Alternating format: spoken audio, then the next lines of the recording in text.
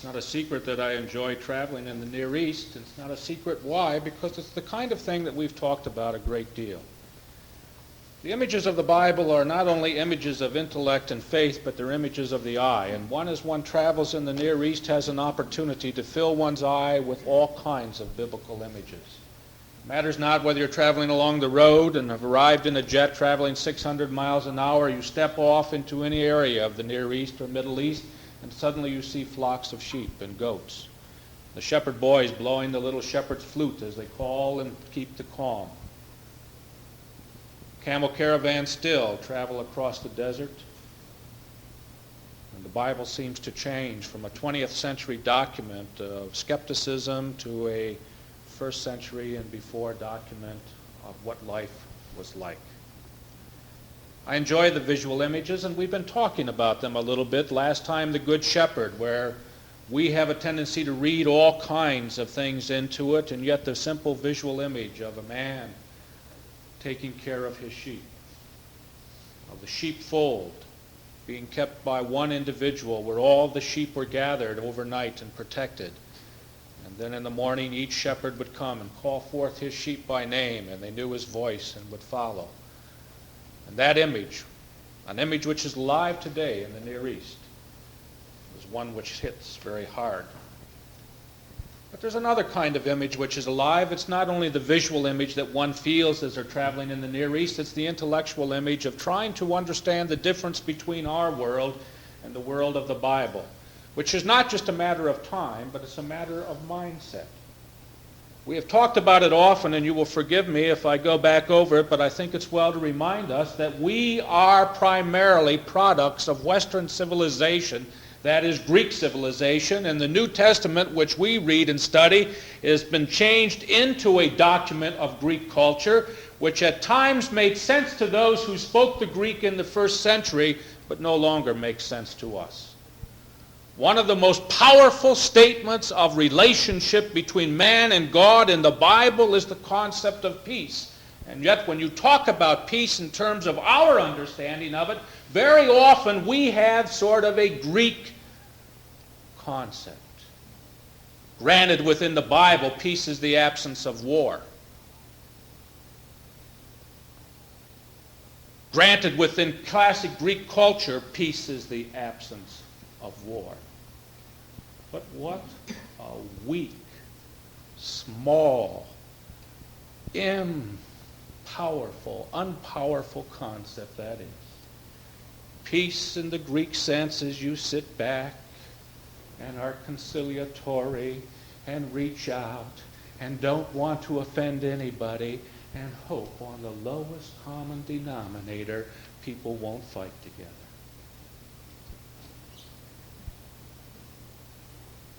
And there's a whole branch of theology dealing with peace among the churches.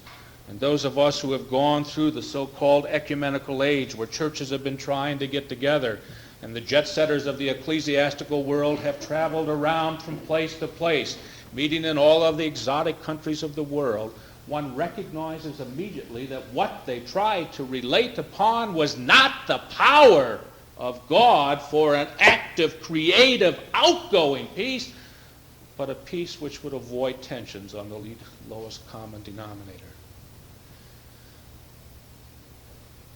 It was not by accident that President Carter, when he was talking about the peace settlement in the Near East, caught upon and utilized the phrase wage peace.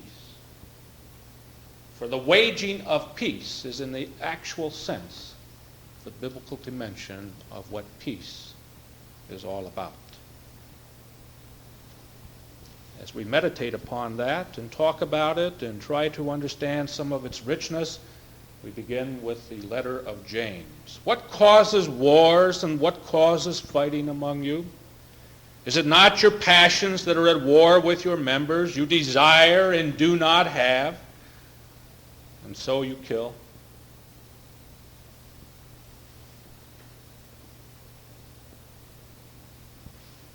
I want you to think now, in the setting that I've just put this.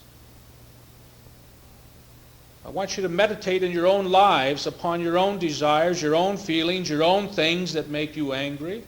I want you to be thinking about the situation now in the Middle East, where the terrorists who are at war with themselves and with their passions and don't have what they desire think the only way to do it is indiscriminate killing. You desire and do not have, so you kill, and you covet and cannot obtain, so you fight and wage war. You do not have because you do not ask, and you ask and do not receive because you ask wrongly, to spend it on your passions. Unfaithful creatures, do you not know that friendship with the world is enmity with God? Therefore, whoever wishes to be a friend of the world makes himself an enemy of God.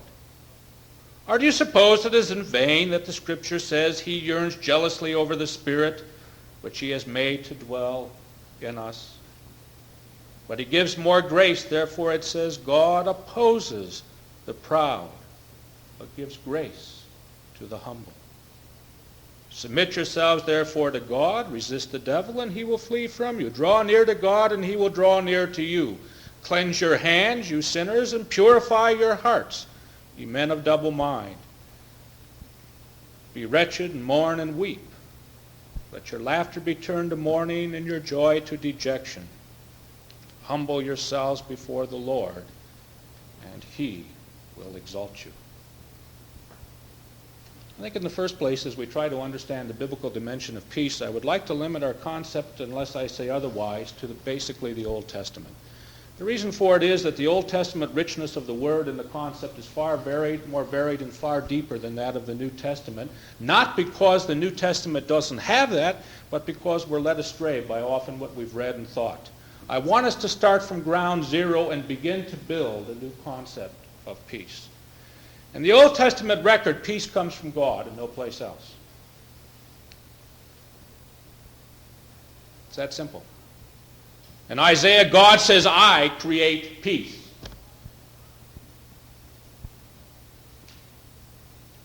I oftentimes play the game with students and with myself, and I've played it with you in sermons as well, to varying degrees of satisfaction or dissatisfaction of the intellectual effort to understand God and life. To play the game to try to know what God is or if God is and all of the things that go into it, because there are many things which I think we have to reflect upon, but ultimately as an individual of faith, we begin with the simple statement that Jesus began with, God is. It is not an intellectual challenge that can be answered, for no intellectual mind has ever solved the problem of God. As I traveled in Jerusalem this time and stood and looked out at night over the city of Jerusalem, I once again thought of Martin Buber, the great Jewish philosopher who at the tender age looked out into the mountains of his native Germany and beyond and tried to understand a universe that came to an end and found it impossible because everything that we know that ends has a continuation of something after it. And his mind boggled when he tried to conceive of the end of the universe and asked himself what lies behind and beyond. And then he tried to conceive of a universe that continued on and on and on and on and never ended, because everything that we know comes to an end. And at his tender young age, he said, I was equally baffled by the concept of an ending universe and a non-ending universe. And I said, when I read that, and he said as he reflected, I am equally baffled by the concept of God and not the concept of God. As a man of faith, God is. And when one understands that and quits trying to struggle with that in life, because God is, certain things begin to happen. And in the biblical relationship, all relationships are ultimately spelled out upon that simple fact. God is. And because God is, he is the creator of peace. Now that creation of peace has several movements within our whole existence. It is not a peace which is limited to a society. It is not a peace which is limited to an economy. It is not a peace which is limited to individual self. The biblical dimension does not separate the social, the secular, the profane, the religious. For God is the God of all. He's as much the God of what is happening in General Motors as he is the God of what is happening at Pine Hill. And the concept of peace in a society is not the mere moving away from or the avoiding of war. But it is a godly dynamic that is active and powerful and life-changing in terms of individuals and the society. Because God is the creator of peace, righteousness is built upon God's peace. The covenant is built upon God's peace. Holiness is built upon God's peace. And no single item of biblical truth is functioning without the presence of God. Now we're torn in the Bible between the Scriptures on one hand, which seems to indicate to us to submit, and the Scriptures on the other hand, which are a powerful statement that unlike almost any other religion, biblical religion says that man and God have a partnership. I've just traveled in Islamic countries. It's always fun for me to do so because, believe it or not, there's a tremendous difference between Islam and the Judeo-Christian tradition. Islam is based upon one simple concept. The Arabic word Islam means submission.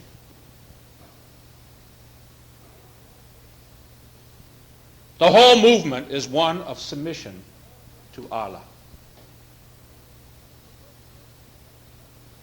And it permeates every single aspect of their life. There's an Arabic word, inshallah. Chris knows it. You hear it everywhere. Does anybody know what inshallah means? Will the air conditioning on the bus be fixed tomorrow? I will have the air conditioning on the bus fixed tomorrow, inshallah. Oh, now you're beginning to get it. What, God wills? If Allah wills. Will we be able to do this? We will do it, inshallah. Will there be peace in the Near East? There will be peace in the Near East, inshallah. Now, there's nothing wrong with understanding submission to God, inshallah, if God wills. But what happens is that man begins to throw off, in the name of submission, the power that he has to make the changes in his own life, in his own society, in his own existence. This will happen, inshallah. Children will die, inshallah. Children won't die, inshallah. It makes no difference, inshallah, and that's the attitude that one begins to get. Now, the biblical dimension of peace and of God's activity in peace is not, inshallah, if God wills, but I will, and therefore with God will. I will submit to God to the point that I will understand God, but I will not depend upon God to make the changes for me. We have a covenant relationship of mutuality where God promises certain things to me and I promise certain things to God, and we work together. There is no room in biblical thought for inshallah. There is room in biblical thought for peace coming from God and working with that peace. But in every single case, as you study the Bible, when the way is known, it is up to the individual to walk that path. So I think the first thing is we try to understand peace is that it is a positive, outgoing, active force. We wage peace. And the absence of peace is war. It is peace in the biblical dimension that is the powerful step. It is not war that is waged. And that with God, who is the creator of peace, and our covenant of mutuality, we have the obligation for ourselves, for our society, for our country, to actively wage peace. Secondly, I think we have to do what I've mentioned just briefly, and that is to understand this not only in the sense of an individual way, and this is where Christianity often goes astray, but in the totality. Christianity, somewhere along the line from very beginning times, began to focus upon individual understanding of life and has failed to understand the corporate adequately. And it's still a problem we struggle with. When one travels in Egypt, they're aware of the Coptic Church, one of the earliest Christian churches, according to tradition, as you know, going back to 35 A.D. and the Apostle Mark. who, according to Coptic tradition, went to Egypt and began the Christian church there. Now, the Coptic church is a church which in some ways understands community, but it highlights the individual approach of withdrawal. For example, Pope Shenouda III, who is now the present Pope of the Coptic Church, spent 11 years in a cave in which he never left the cave, slept on what was found within the cave, and lived on bread and water dropped off at the mouth of the cave by disciples.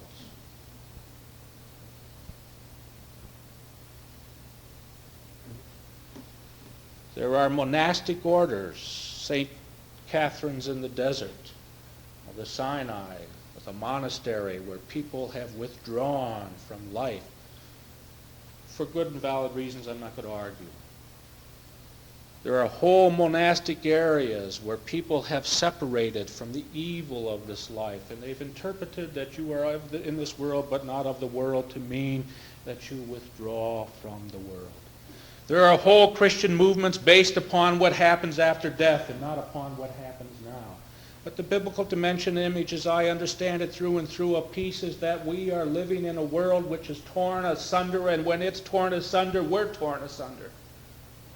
We are affected and infected by the evils of the world around us. We cannot withdraw and insulate ourselves, whether it be as individuals or as society, from the evils of the society, because what happens in society affects and infects us. It may be this simple thing of television, a teacher in the schools. Most of what your kids learn that you don't like comes not from what you've taught them or shared with them, but they picked up from somebody else. Am I right? Most of what you did that your parents don't like came from the same way. It's your peer group pressure, which is now our greatest excuse in the world. Businessmen use it when they don't live right because that's the way everybody does it. Teachers use it because that's the way everybody does it. Parents use it because that's the way. Kids use it, we all use it. It's an excuse. But it recognizes that there's a power out there that somehow or another becomes impersonal and forces and molds and pressures us in all manner, shapes, and form. Some of it we accept readily. The clothes you're wearing are not the clothes that you wore 40 years ago or 50 years ago. One of the great things that happens in our household is when the kids are here, we get out the photo albums. It's a regular ritual, right, gang? The first hour or two after they're here, we go through the photo albums. Well, there's some new pictures this time of my mother and father when they graduated from high school. That brought a whole new humor to the thing. Grandmother, what kind of a hairstyle is that? I've never seen. Can you imagine anybody wearing their hair like that? No, 19, I won't say when. That was the in style. What do they call it, Mother? Shingle bob. Shingle bob. How many of you know what a shingle bob is? Nobody's going to admit it. Yeah. You see that? They don't want to admit that they know, but we got one honest person here. A shingle bob. You never saw anything like it in your life. All right? So things change. Hairstyles change. One comment. Ed Willingham was here. Director of the Christian Communication Council, a fine preacher. We're hoping he'll spend some of the summer here while I'm gone. But I had one interesting comment, and I won't say it was from Don Winter, who said, I can't believe it. He's got a brush cut. Remember that? So I saw Ed the next night, Don, and I said, I heard only good things about you, but I heard one comment. You still got a brush cut. He laughed, and he said, I felt really strange the other day. We had a bishop being installed, and I was there representing the Christian Communication Council, the Council of Churches, and I'm walking down the aisle with a priest, and I looked over, and he said he had a brush cut. Now, there are two of us in the whole metropolitan Detroit area with brush cuts. And we found each other. Okay? Now, there are pressures. There are outside pressures. They lean upon you from all kinds of things, but when you begin to get the dimension that is found in the biblical truth, the pressures are not acceptable pressures because each and every one of us under God has an obligation to change. not only ourselves, which we'll talk about in a moment, but the society. That peace is possible only from God and our active participation with the waging of peace. What then is peace for the individual? I think it's significant to recognize that it is, in a sense, balance and wholeness. You've heard me talk about this a number of times, but I think it's worth reflecting on one more time. The root for peace, shalom, is balance, wholeness, completeness, oneness. There's the Greek world that tried to separate us into the mind and the body and the spirit, and to see that you could treat the mind a la psychiatry, and that you could treat the body a la all kinds of medicines, and that you could treat the spirit a la the church, but not really too much of a relationship in between. It is the Old Testament and New Testament teachings, when you read it and try to probe into it in the biblical sense, that says man is a unified whole. He is one. He is complete. And when one wants to know in the biblical world, how are you, they say, Ma shalom ka. What is the state of your completeness? For it recognizes in a very powerful way that when one part of my life, mind, body, spirit, family, society, whatever, is out of sync, I don't have peace.